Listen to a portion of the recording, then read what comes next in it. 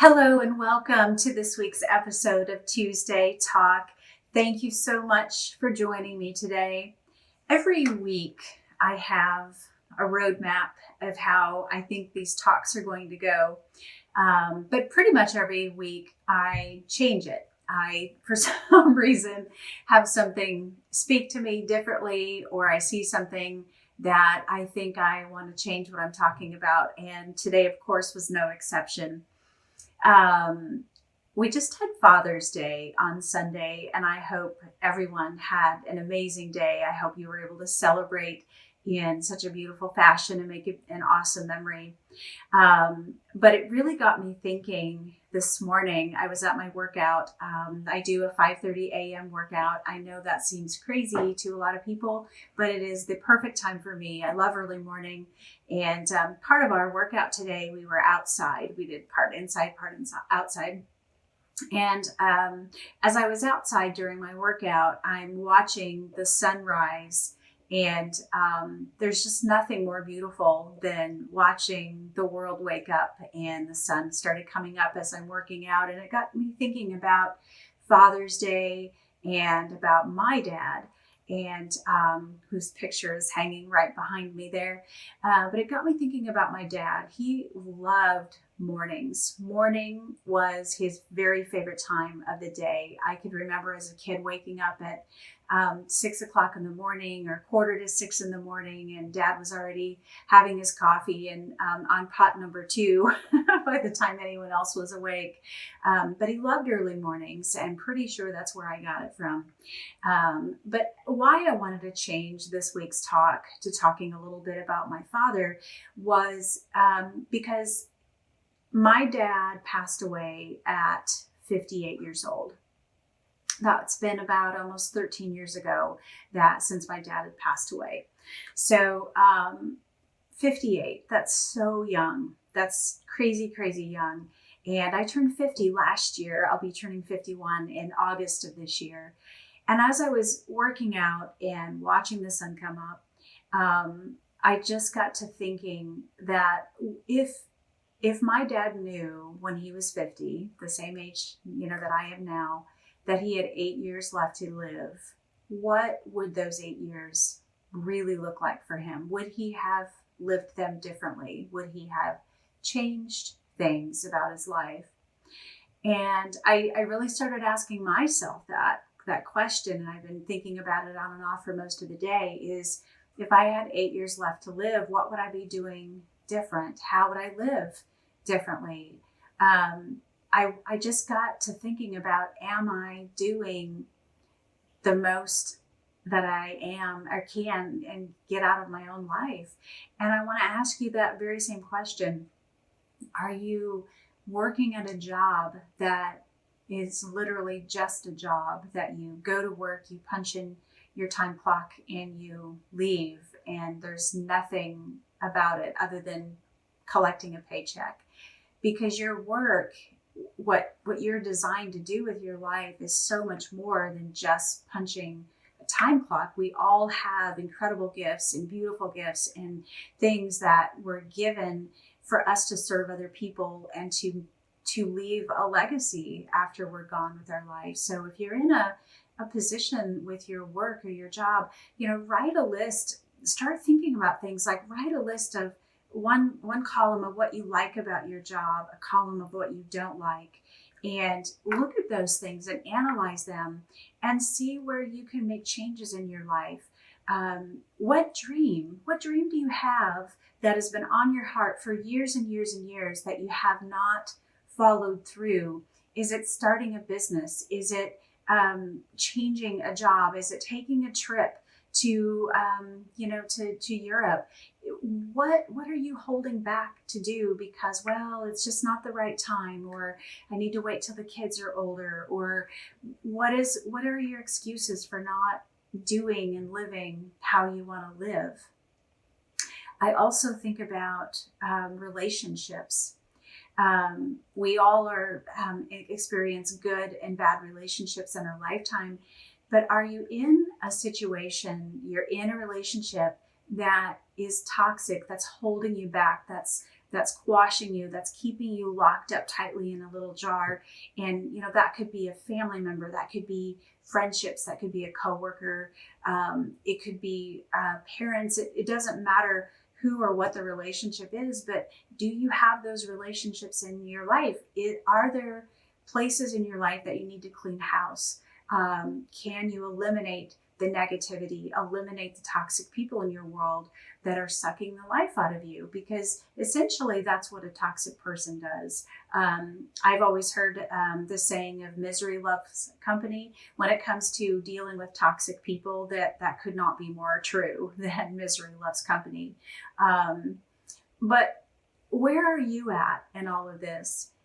What are you putting off for whatever reason, that if you had 8 years left to live, or 1 year left to live, what would you do differently? Would you, splurge on a trip with your family? Would you buy the new car? Would you change the job? Would you volunteer at the clinic or the children's hospital or the animal shelter, whatever it is? What are you holding back from doing because you're waiting for the right time? The time will pass you by. When raising your kids, I know we had a segment on empty nester a while back, and it's so true. The days are long. Sometimes, wow, when you're in the trenches of being a parent, the days are so long, but the years are short.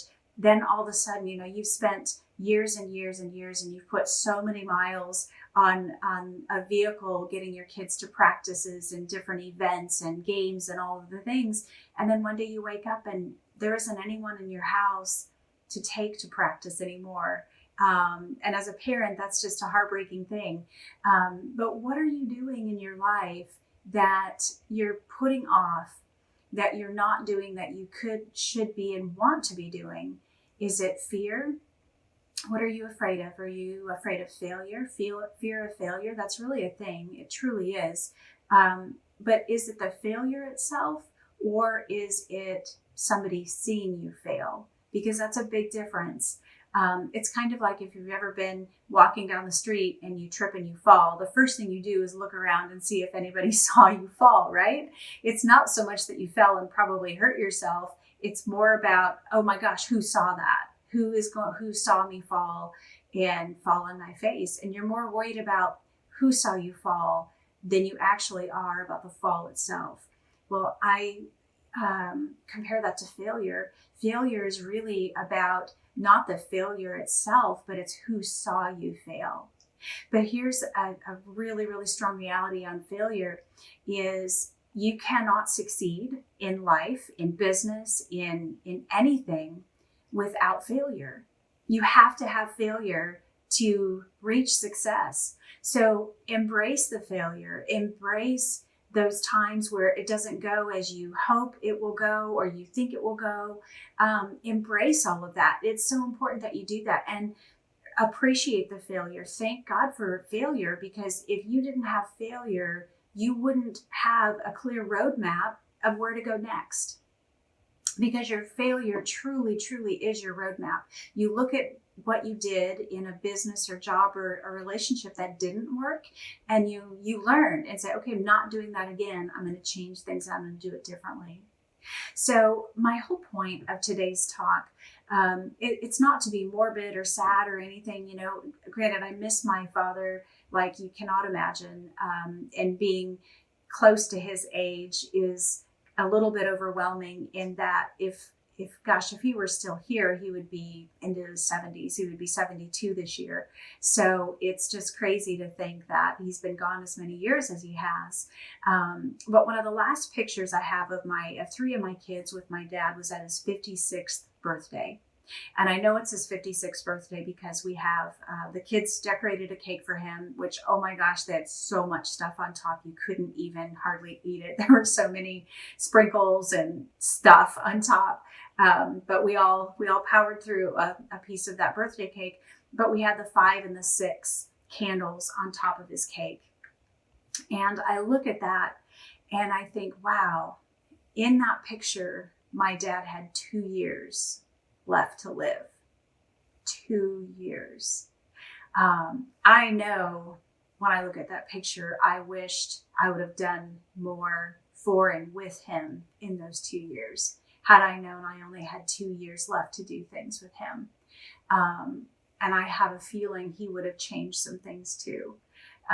You know, our parents are not perfect. My father was far from perfect, but he was perfect for me. He was my dad, the only one I had, and you know, he did everything as well as he could with what he knew as far as being a dad and a parent. And I know he loved me dearly, and I loved him dearly. We didn't always have a great relationship, but by the time he left the earth, we had a beautiful relationship, and I'm forever grateful for that.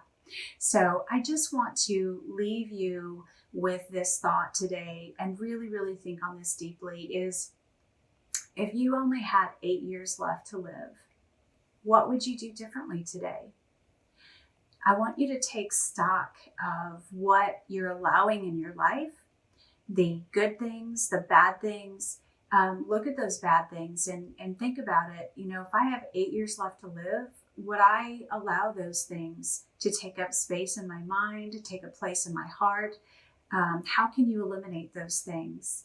And I just want you to really, really think about living each and every day, each and every year, like it's your last year that you have here. So thank you so much for joining me and for tuning in. This is definitely not meant to be sad and morbid or anything like that, because it truly is a celebration and a reflection. And I think about my dad being up in heaven. My father could fix absolutely anything. It was amazing to me that I could call him and describe a problem or a project I was working on, and he could tell me over the phone exactly how to fix it. That just blew my mind that he had that gift and ability. But I know he is up in heaven, and the streets of gold are shining so brightly because I know he's polishing them daily. Probably as we speak right now, he's polishing those streets of gold, and they are shining the best shine they've ever seen, ever. So thank you for joining me. Live every day like it's your last day. You won't get this day back. You don't get it again. There's no do-overs with every day. You can only move forward and make the best out of the rest of your day and of your tomorrow.